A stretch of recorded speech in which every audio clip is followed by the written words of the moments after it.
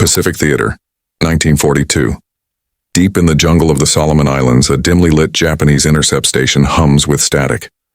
A dozen radio operators sit before tangled wires and glowing dials, their headphones filled with bursts of strange rhythmic syllables. The officer in charge listens, then lets out a small laugh. "It's gibberish," he mutters, waving his hand. To him it sounds like children playing with nonsense words. He notes the frequency, marks it as unintelligible, and moves on. But that gibberish is something else entirely. A language older than America itself, carried from the mesas of Arizona to the killing fields of the Pacific. By dawn, the same strange words will coordinate artillery fire, direct naval bombardments, and save hundreds of Marines pinned under Japanese fire. The officer doesn't know it yet, but he's just heard the birth of an unbreakable code. A code born not from machines but from memory, culture, and the quiet voices of men who were never meant to be soldiers. By the spring of 1942, the Pacific was burning. Japan's empire had swept across the ocean in a storm of precision. The Philippines had fallen, Singapore lay in ruins, and American forces were retreating from one island after another. What few victories the Allies claimed were fragile, built on courage rather than coordination. Behind the front lines, another invisible war was being fought, a war of signals. Every order, every landing schedule, every call for artillery was carried by radio waves, cutting through the humid air. But those waves were far from secure. Japanese cryptographers, trained in mathematics and linguistics, had become masters of interception. In the early months after Pearl Harbor, they broke several Allied field codes with alarming speed. Messages meant for U.S. commanders in the Philippines or the Dutch East Indies often reached Tokyo first. The enemy listened, translated, and ambushed.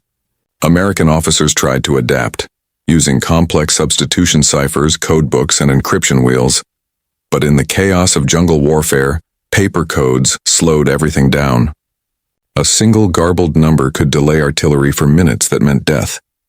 Radio operators risked using plain language under fire because decoding took too long. Everywhere the same frustration echoed through the ranks. "Our codes are killing us." At Camp Elliott in California, Marine communications officers gathered in frustration, searching for a solution that would be both fast and unbreakable. Machines like Sigaba were secure but far too bulky for field use. Portable cipher devices were unreliable in heat and sand. Something had to change quickly. That was when a small idea, almost absurd at first, began to circulate through military channels. It came from a civilian, a World War I veteran named Philip Johnston, the son of missionaries who had grown up among the Navajo in the deserts of Arizona. Johnston knew the language intimately, a language spoken by fewer than 30 non-Navajo in the world. When he heard about the Marines' communication problem, a thought struck him. What if the solution isn't in a machine but in a voice? He contacted the U.S. Marine Corps, offering to demonstrate how an ordinary conversation in Navajo could serve as an instant code. At first, officers were skeptical. They had heard similar proposals before, native languages, Basque, Choctaw, but all had proven too small or too easily learned. Still, Johnston insisted that Navajo was different. It was linguistically unique, unwritten, and extraordinarily complex in tone and syntax. To a foreign ear, it sounded less like a language and more like music, flowing, irregular, and indecipherable. On February 28, 1942, Johnston and 4 Navajo speakers arrived at Camp Elliott. The test was simple. Transmit an English message translated into Navajo across the base, then have another Navajo translate it back. The officers expected confusion and delay. Instead, the entire message came back in under 20 seconds, word perfect. The room fell silent. For the first time, the Marines had witnessed a living code, one that needed no machine, no cipher sheet, and no mathematical key. It was built entirely from human memory. Within weeks, the Marine Corps approved a pilot program to recruit 29 Navajo men. They would create a standardized military code built upon their language, blending ancient words with new terms for modern war. Turtle would mean tank, ironfish would mean submarine, chicken hawk became dive bomber. A single phrase could replace paragraphs of English text. By May 1942, the first group of recruits left their homeland in the high mesas of Arizona and New Mexico. Most had never been beyond the reservation. Few had ever seen the ocean. They arrived at Camp Pendleton, where they were handed new uniforms and sworn to absolute secrecy. Even their families were told nothing. They trained by day in Morse code, signaling, and encryption drills, and by night they worked together to refine the new code into something usable in combat. Every word was memorized. Nothing was written down. Outside, the Pacific continued to collapse. The Battle of Coral Sea had only slowed Japan's advance. The decisive struggle for Midway was approaching. Communications would soon decide who lived and who died. And in a quiet barracks on the California coast, a group of young Navajo Marines, men once told their language had no place in the modern world, prepared to make it the most secure code on Earth. The idea was radical. The war unforgiving, yet both were about to meet on the same horizon. The first 29 Navajo Marines began their mission in complete secrecy. Their barracks at Camp Pendleton was isolated, guarded, and labeled simply Communications Experiment.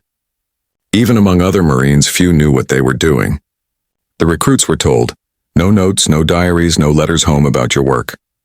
Their language had become a national weapon, but not everyone believed in it. Some officers mocked the idea, Native Americans speaking in riddles while the world burned. Others doubted whether it could function under battlefield pressure. A real code needs math, one communications officer muttered. This is just talk. Major General Clayton B. Vogel, however, disagreed. Vogel had witnessed Japan's mastery of code breaking and understood that unpredictability was the key to security. Machines could be studied, patterns could be learned, but a language that had never been written, never systematically taught, was an entirely different fortress. Under Vogel's orders, the Navajo recruits worked relentlessly to expand their system.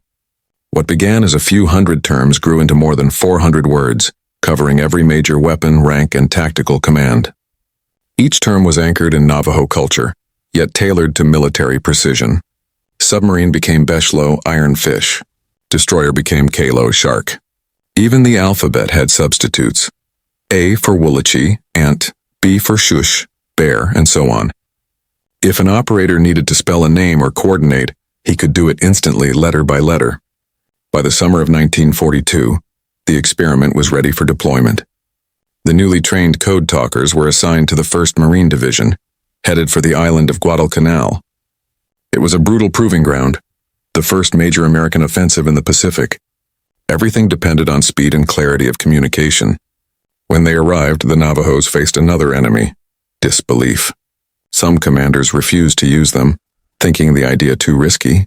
Others complained that they could not understand the sing-song voices on the radio. The Code Talkers had to prove themselves not in theory, but in combat. Their first live tests stunned everyone. Messages that normally took half an hour to encrypt and send by conventional cipher reached frontline units in less than 2 minutes. The translation was flawless. No repetition, no confusion. The system worked even under the noise of battle and the chaos of artillery fire. For the first time, Marine communications flowed faster than the Japanese could react. Yet, despite this success, the project remained hidden. Each Code Talker was ordered to guard his words with his life. They could not share the system even with fellow Marines unless cleared. Some were even assigned personal guards to prevent capture, not for protection, but to ensure that no enemy could ever force them to reveal the code. Back in Washington, cryptographic experts studied reports from the Pacific. They noted something remarkable.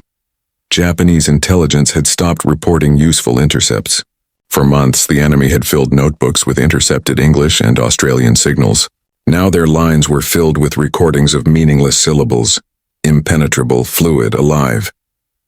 Tokyo's analysts labeled them non-decipherable tribal language transmissions. Many assumed they were decoys, but they weren't. They were the real backbone of U.S. Marine coordination, invisible to the enemy yet decisive in shaping every landing and counterattack that followed.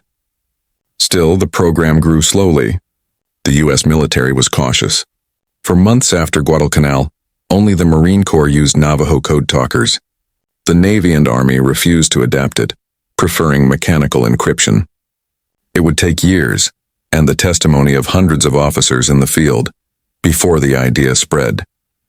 As the war expanded, so did the code. The 2nd and 3rd groups of recruits arrived from the Navajo Nation, trained by the original 29.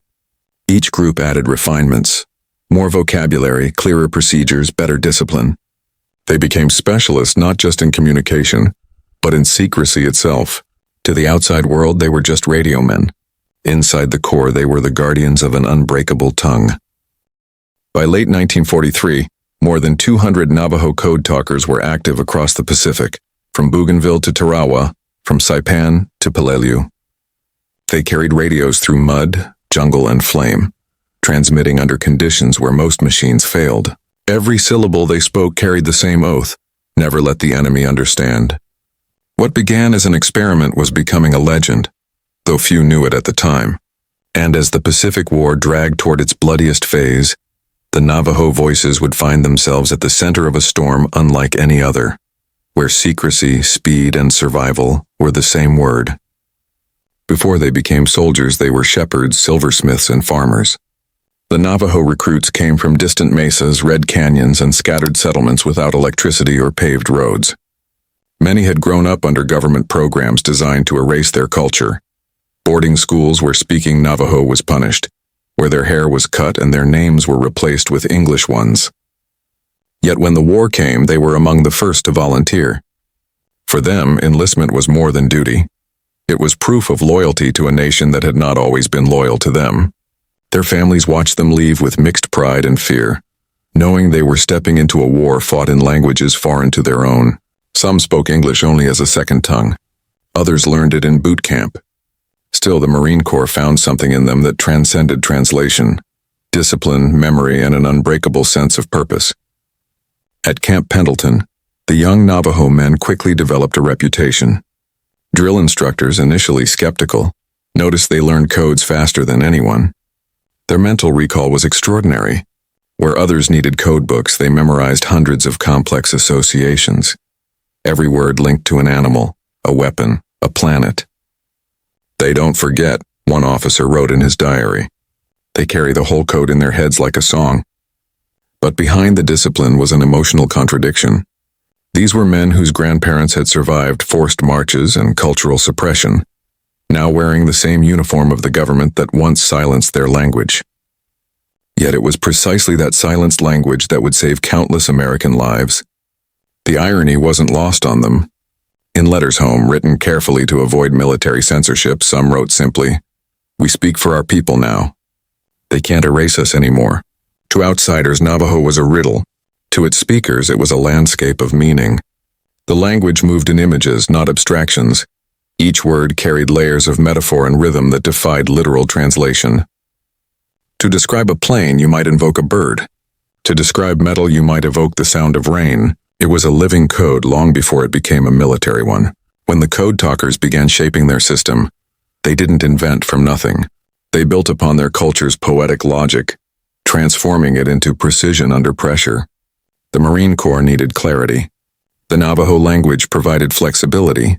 Submarine as Ironfish wasn't just convenient. It captured both form and function in one breath. Dive bomber became Chicken Hawk because it struck from above with speed and purpose. Each term carried tactical poetry, vivid, functional, unforgettable. But there was also deep moral weight in using their sacred language for war. In Navajo belief, words have power: to heal, to bless, to destroy. Speaking them in battle carried a spiritual cost. Many Code Talkers prayed before transmitting, asking forgiveness for what their words would unleash. Yet they also believed their duty protected not only their comrades, but the land itself. In their own way, they fought to defend all life, not just their homeland. When the first radio bursts in Navajo echoed across the Pacific, the language, once banned in classrooms, became the backbone of Allied communication. Elders who later learned what their sons had done described it as the day our language came home with honor. No anthropologist, linguist, or enemy cryptographer could ever truly decode what those transmissions meant beyond the literal words, because each message carried generations of memory, rhythm, and identity that no outsider could replicate. The language itself was alive, and in war it became armor. In practical terms, the Navajo Code Talkers revolutionized battlefield communication. Before them, a coded message might take half an hour to compose, encrypt, and send, often delayed by errors or mechanical breakdowns. The Navajo system reduced that to seconds.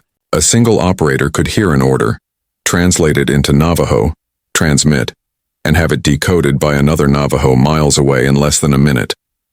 Their method was simple yet elegant. Speed through memory. Every code word was memorized, not written. No documents meant no capture risk.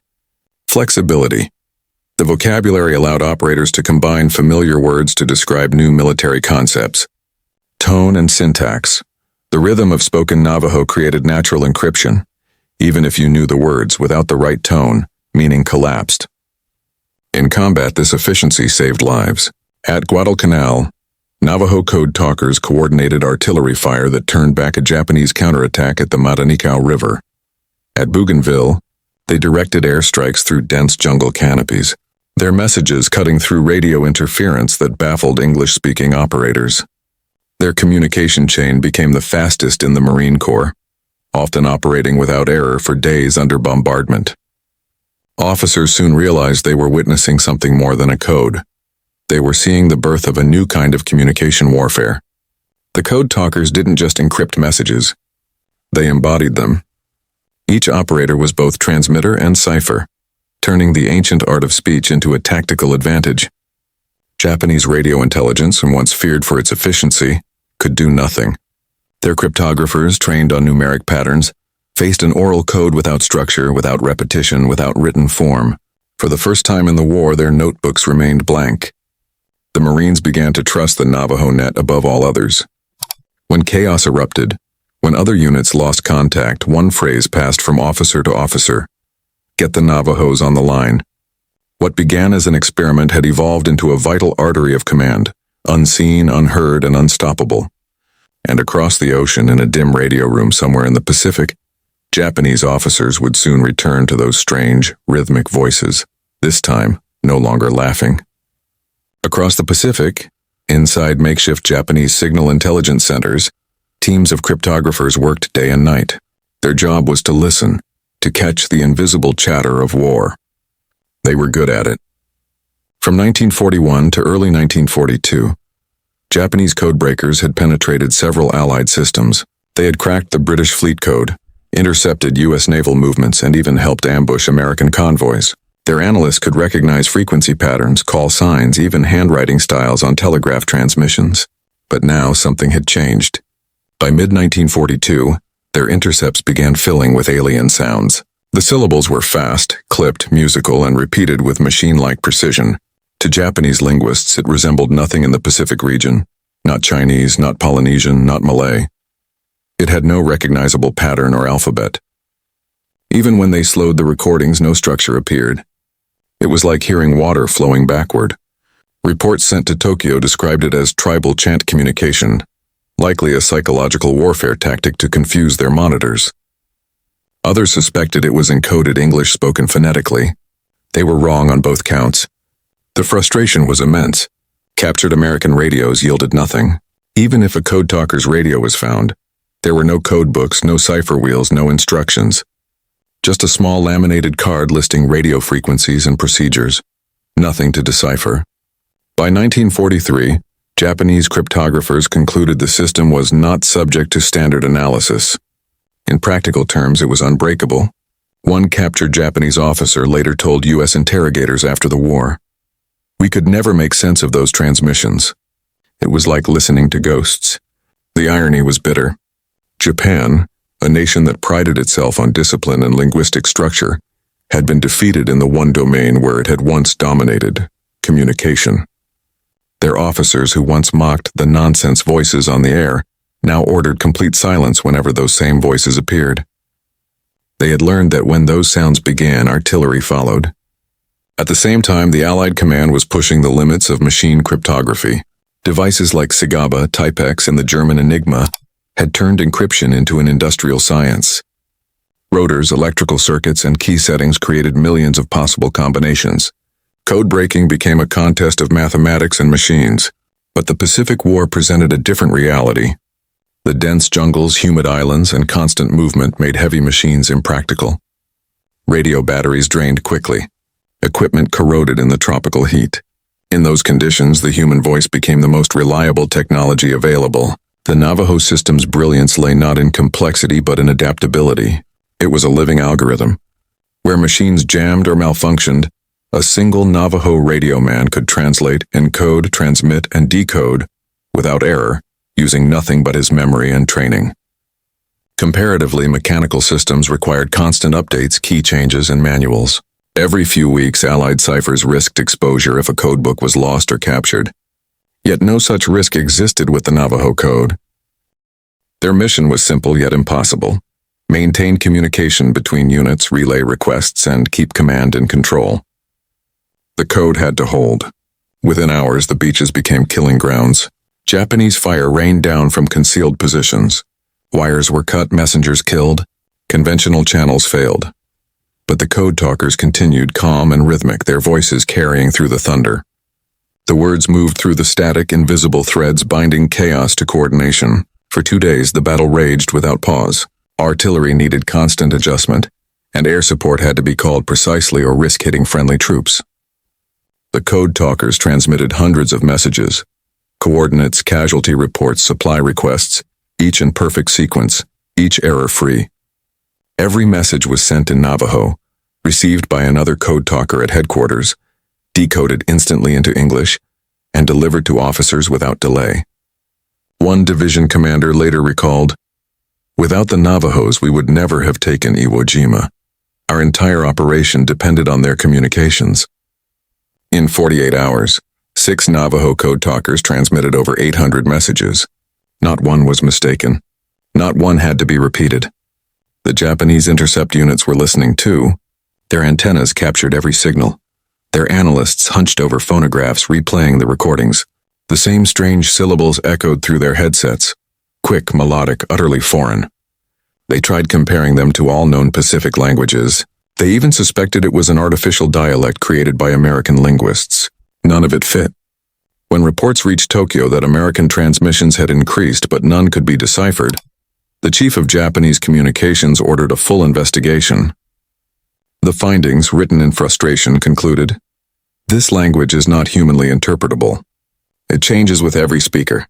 It has no pattern, no repeatable words. No code of this type can be broken." Meanwhile, on Iwo Jima, the battle consumed everything. Mount Suribachi loomed over the beaches, its slopes crawling with machine guns. As Marines fought upward, code talkers moved with them. Never far from command, always near the front. They dug shallow pits for their radios, shielding them with their own bodies. One operator recalled hearing bullets strike the metal casing of his set while he continued transmitting, refusing to stop until the message went through. Their courage wasn't cinematic bravado, it was discipline. The mission always came first. Many of them didn't even know the full scale of their impact. They only knew that when they spoke, the guns obeyed. On February 23rd, Marines raised the American flag atop Mount Suribachi, an image that would become immortal. But behind that photograph lay unseen heroes whose words made the victory possible. In command bunkers below, the Navajo frequencies remained alive, relaying orders, coordinating air cover, tracking enemy movements. The code never faltered even as the island burned. By the time Iwo Jima was secured, nearly 7,000 Americans had died and 21,000 Japanese had been killed or captured. The island was a graveyard, but strategically, it was the final stepping stone toward Japan itself. And through that inferno, the Navajo Code Talkers had done the impossible. They had created and maintained a flawless communications network under the worst conditions of war. In post-battle debriefings, Marine commanders were unanimous. The Code Talkers' speed and accuracy had saved untold lives. Their transmissions had been so efficient that traditional encryption was deemed obsolete for field combat. The entire Pacific Command began to rely exclusively on Navajo communication for future operations. Back in Japan, intercepted recordings of those same messages continued to circulate through intelligence offices. Analysts replayed them again and again, searching for any clue. None came. The sound remained alien, fluid, impossible to chart. By war's end, even Japan's most gifted linguist conceded defeat. One former officer later admitted, "We could break American codes. We could break British codes, but we could not break the voice of the wind." When the fires on Iwo Jima finally died, the surviving code talkers packed up their radios in silence. They had no medals, no press, no fame, only exhaustion and the quiet knowledge that their words had turned the tide of war. Their voices had once been mocked. Now they were untouchable. And as the Pacific Campaign pushed toward its final act, Okinawa, and then the bombing of Japan, the Unbreakable Code remained the heartbeat of every Marine operation, its secrecy guarded more fiercely than any weapon ever built. The guns fell silent across the Pacific in August 1945. Iwo Jima, Okinawa, and the Philippine archipelago bore the scars of years of relentless combat. The Japanese Empire was collapsing, its cities targeted by an unprecedented air campaign, its navy shattered, its command infrastructure in ruins. The war was over, yet in the quiet that followed, one secret remained intact. The Navajo Code Talkers transmissions, which had carried the lifeblood of the U.S. Marine Corps across the islands of the Pacific, had never been deciphered. Not once, not a single word. No captured radio, no intercepted recording, no tortured codebreaker could reveal the system. What the Japanese officers had once mocked as gibberish had become the most reliable weapon in the Marines' arsenal. Even decades later, Japanese military records preserve the disbelief of their cryptographers. Officers admitted in post-war interviews that they had spent months listening to the code, attempting to detect patterns yet found nothing. It was as if the Americans spoke in the wind, one former officer recalled. We could hear it, but we could not understand it. It was beyond analysis. For the United States, the success of the Navajo Code Talkers remained classified. The men returned home as ordinary soldiers. Their families were proud but unaware of the magnitude of their contribution. Unlike the conventional heroics of battlefield medals or naval victories, the code's impact was invisible, intangible. A triumph measured not by public acclaim, but by lives saved and operations secured. The Marines quietly debriefed each code talker. Reports consistently highlighted flawless performance under fire, zero errors, unmatched speed, and perfect discretion. The code talkers had transmitted messages that directed artillery, coordinated airstrikes, and guided naval bombardments with unprecedented precision. Commanders acknowledged that in many cases success on the front lines depended entirely on these voices. Yet paradoxically, this success demanded silence. The code was to remain top secret. For more than 2 decades, the men could not speak of their service. Their heroic contributions to pivotal battles, Guadalcanal, Tarawa, Saipan, Iwo Jima, went unrecognized in history books. They could not even discuss their achievements with fellow veterans lest the code be compromised. During this time, the United States military continued to rely on the Navajo Code Talkers for classified operations. Their skills were used in Korea and early Vietnam, though the general public remained unaware. Even within the armed forces, recognition was minimal. Their deeds were a whisper in the machinery of war, unacknowledged but indispensable. For the men themselves, the aftermath was personal and complex. Many returned to reservations, resuming lives disrupted by war. Some carried physical injuries while others bore emotional scars. Yet a quiet pride endured. They knew that their voices, the very essence of their culture and identity, had protected comrades, guided victories, and preserved the lives of thousands. In Japan, the acknowledgement was quieter but genuine. Cryptographers and military officers, reflecting after surrender, admitted defeat. The code they had once dismissed as unintelligible had turned every Japanese effort at interception into futility. It was a rare concession from a defeated nation, admiration for a system born not from machinery, but from the human mind and the soul of a people. Though the war ended, the secret remained. It would not be declassified until 1968, almost 23 years later, when the Navajo Code Talkers could finally speak of their achievements openly. Only then did the world learn that the unassuming young men from Arizona and New Mexico had created one of the most effective and unbreakable codes in military history. A code built from memory, culture, and courage. And as history began to write its accounts of the Pacific War, the hidden voices of the Navajo soldiers emerged, not merely as participants, but as the guardians of a communication lifeline that had saved countless lives and decisively shaped the outcome of a global conflict. The code once mocked had become untouchable. The war had ended, but the legacy of those voices, forged in secrecy and sacrifice, would echo far beyond the beaches of Tarawa and the slopes of Iwo Jima. For decades, the Navajo Code Talkers lived in quiet anonymity. The top-secret classification that protected their work now obscured it from public recognition. They returned to their communities, resuming lives interrupted by war. Some worked as teachers, others as farmers or tradesmen. Many remained modest, never speaking of the battles they had silently influenced. Their families understood only that these men had served honorably, but the scope of their achievement remained unknown.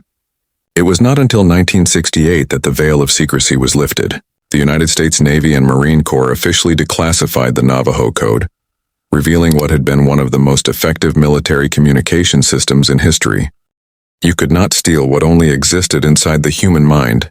The efficiency of the system stunned engineers. Messages transmitted in Navajo took roughly 20 seconds to send, compared to 30 minutes for a complex ciphered message. In combat, that difference often meant survival. When military analysts later compared decrypted transmissions, they noted something unexpected. The Navajo messages not only reached faster, they were clearer. Ambiguities common in English were absent. The precision of Navajo grammar left no room for misinterpretation. In an age obsessed with machines, it was a human voice that proved the most advanced form of encryption.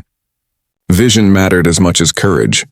Without forward-thinking commanders, the Navajo project might have died as a wartime curiosity. Major General Clayton Vogel was the first believer, but others followed. Officers who saw not novelty but necessity. Colonel James L. Jones, overseeing Marine communications in the Pacific, described the Code Talkers as the most dependable link between command and chaos. Under his recommendation, each Marine division received a dedicated Navajo communications section. Soon, Code Talkers were embedded in every level, from artillery coordination to regimental command nets. Leaders adapted their tactics around this new advantage. On the beaches of Tarawa, messages once routed through multiple channels now went directly from battalion to division in Navajo. During the Battle of Saipan, Code Talkers relayed complex fire support instructions in seconds, allowing naval guns to adjust instantly.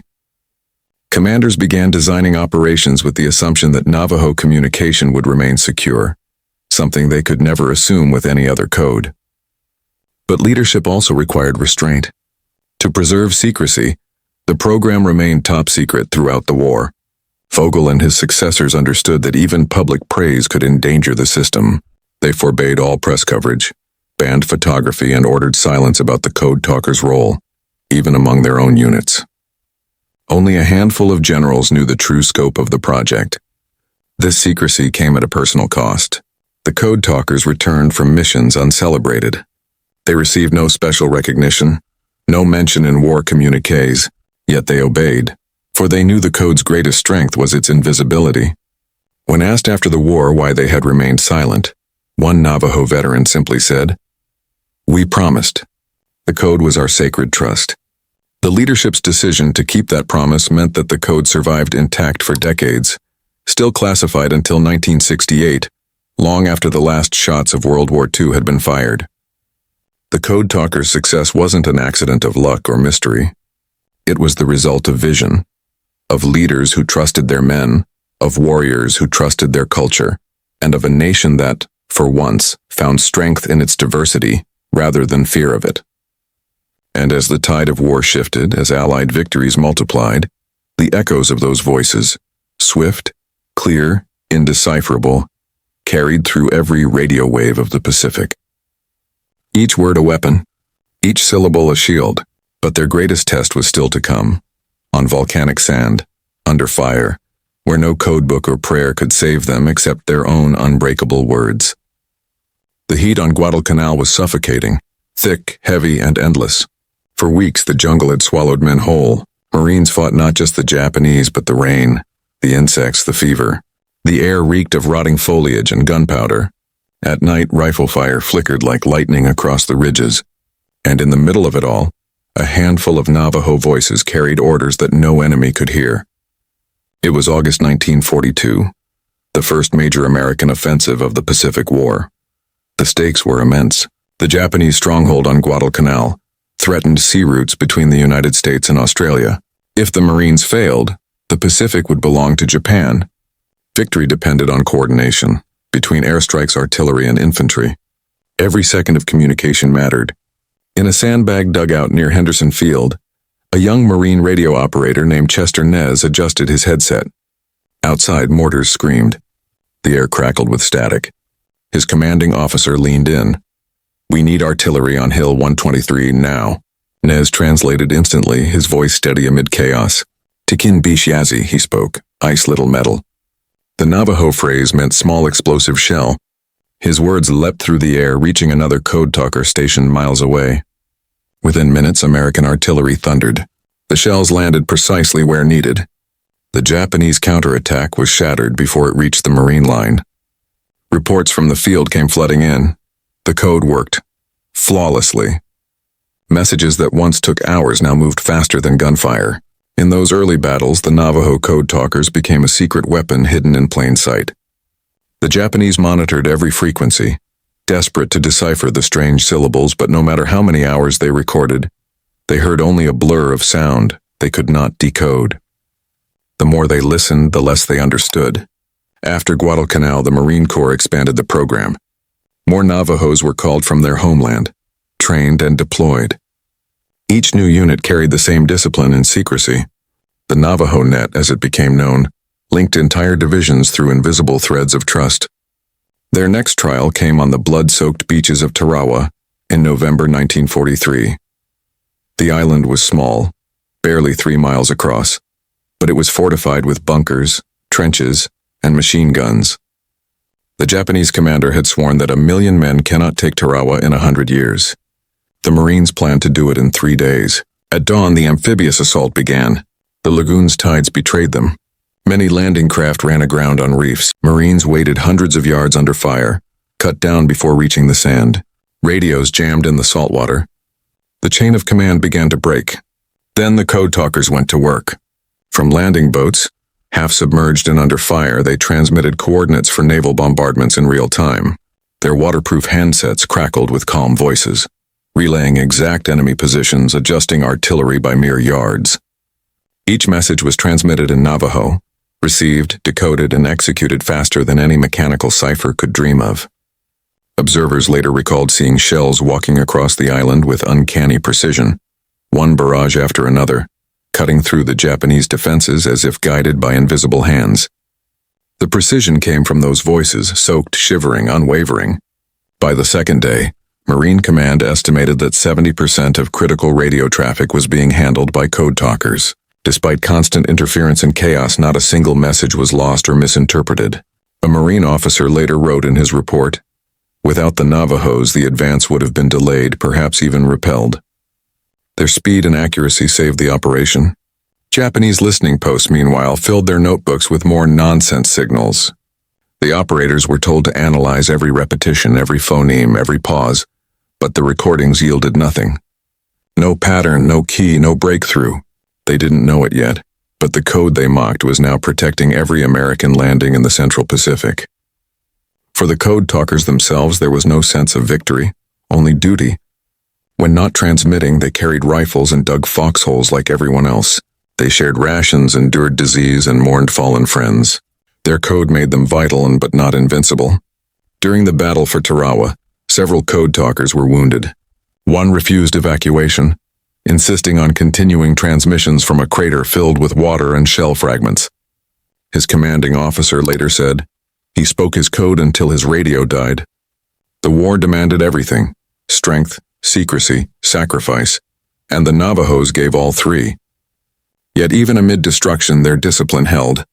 No message was ever compromised. No code was ever written down. By the time Tarawa was secured, the Marine Corps had proof beyond doubt. The Navajo system was not only unbreakable, it was indispensable. Headquarters called for the recruitment of hundreds more Navajos. The code would now be used in every major island invasion ahead: Saipan, Guam, Peleliu, Iwo Jima. Each battle would grow bloodier. Each voice on the radio would carry heavier weight. And soon, on a volcanic island scarred by fire and ash, their code would face its greatest trial, one that would prove not just its genius, but its immortality. By early 1945, the Pacific War had reached its deadliest crescendo. Japan's once mighty empire was shrinking, but its defense grew fiercer with every mile. The next target, Iwo Jima, was a speck of volcanic rock, barely 8 square miles. yet it held airfields vital for American bombers striking the Japanese mainland. The U.S. knew the price would be high. Beneath the island's black sand lay an elaborate network of tunnels, bunkers, and artillery positions. General Kuribayashi's garrison of 21,000 men was ordered to fight to the death. Every inch of ground would be paid for in blood. On February 19, 1945, the invasion began. From the decks of the Fifth Fleet, more than 500 ships opened fire, shaking the sea itself. Marines charged ashore through smoke and ash, their boots sinking into the fine volcanic sand. Radios crackled, and static confusion overlapping calls for air and artillery support. Amid the chaos, the Navajo Code Talkers took their positions. They were scattered across every regiment, hidden among riflemen, artillery observers, and command posts. Each carried a 30-pound radio on his back, its antenna bent forward like a spear. By that time, most of the original Code Talkers were middle-aged men, many having carried the weight of unspoken heroism for nearly a quarter century. Recognition began slowly. The Marine Corps and the federal government awarded medals and commendations to surviving Code Talkers. In 1982, President Ronald Reagan honored the group collectively with a Congressional Gold Medal, and individual Navajo Marines received silver medals. These awards acknowledged not only their wartime service but the ingenuity, courage, and cultural resilience that had made the Code unbreakable. Surviving Code Talkers spoke publicly for the first time, recounting battles on Guadalcanal, Tarawa, Saipan, and Iwo Jima.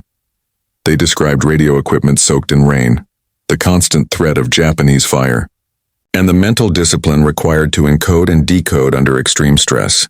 Their recollections were factual, devoid of embellishment, yet carried emotional weight, pride in their contribution, sorrow for fallen comrades, and a quiet satisfaction that their heritage had been preserved and honored through action. The legacy of the Navajo Code Talkers extended beyond medals. Historians recognize their work as a pivotal factor in the Pacific Campaign, a communications breakthrough that saved countless lives and accelerated Allied victories. Military tacticians studied their methods, noting that the combination of human memory, linguistic complexity, and cultural integrity created a security system that machines could not replicate. In a war dominated by technology, it was a human voice, disciplined, intelligent, and resilient, that proved superior. Even former Japanese officers acknowledged the Code's brilliance. Post-war interviews recorded by historians reveal that intelligence analysts admitted defeat in the face of the Navajo transmissions. What had once been laughed at as nonsense had outperformed the best cryptographic minds and mechanical devices of the era. Their admission was rare, coming from a nation renowned for meticulous record-keeping and strategic rigor. By the late 20th century, the story of the Code Talkers had entered textbooks, documentaries, and museum exhibits. Their contributions became a symbol of the United States' ability to harness diverse cultural resources for national defense. The work of these men demonstrated that valor, intelligence, and heritage could intersect to produce a force multiplier unmatched by conventional methods. Yet the most profound impact was personal and generational. The Navajo language, once suppressed in schools and considered irrelevant in modern life, gained recognition and respect. Its role in national security instilled pride across the Navajo Nation, inspiring younger generations to preserve and celebrate their linguistic heritage. The Code Talkers' story bridged the gap between history and identity, illustrating that cultural survival and national service could coexist powerfully. The final pages of Pacific War history now include these men, ordinary in appearance, extraordinary in consequence. They had faced bullets, fire, and the ocean itself, and through their voices reshaped the strategy of an entire campaign. The Unbreakable Code survived not through machines or encryption algorithms, but through memory, discipline, and the resilience of a people. Its secrecy ensured that the world would only later understand the extraordinary measure of its effectiveness. And even as medals were finally awarded, the men themselves remained humble, defining heroism not by recognition, but by duty fulfilled and lives protected. Their work had changed the course of a global conflict, and in doing so it left a legacy that echoed far beyond Iwo Jima's black sands, a testament to the unassuming power of human ingenuity. The Navajo Code Talkers' story is a testament to the unexpected power of the human voice. In a war dominated by machines, radios, and cipher devices, it was a living language, ancient, intricate, and once forbidden, that became unbreakable. Their success was not born of technology but of memory, culture, and courage, proving that human ingenuity can sometimes surpass even the most advanced machines. Their contribution illustrates a profound intersection of identity and duty. Men whose language had been suppressed, whose culture had been marginalized, became the keepers of a national secret that safeguarded countless lives. In their hands, words became weapons. Phrases carried artillery, coordinated airstrikes, and guided infantry across islands shrouded in fire and smoke. Their legacy shows that cultural heritage is not merely a relic of the past. It can be a tool for survival and a source of strategic advantage. The Code Talkers also reveal the quiet dimensions of heroism. Unlike cinematic valor, their heroism was silent, invisible, and bound by secrecy. They did not receive immediate accolades. They returned home to ordinary lives, their deeds hidden even from those who celebrated victory. Yet the measure of their impact is unmistakable. The survival of thousands, the speed of operations, and the turning of the Pacific Campaign in the Allies' favor. Historically, their work underscores the unpredictable nature of warfare. No algorithm, machine, or conventional method could replace the adaptability and brilliance of human thought. In moments of chaos and destruction, the voices of the Navajo Code Talkers moved like invisible threads, connecting units, saving lives, and altering the trajectory of history. And today, their story endures not only as a tale of military innovation, but as a symbol of resilience. It reminds us that language, culture, and identity are not passive inheritances. They can be instruments of strength, tools of strategy, and vessels of honor.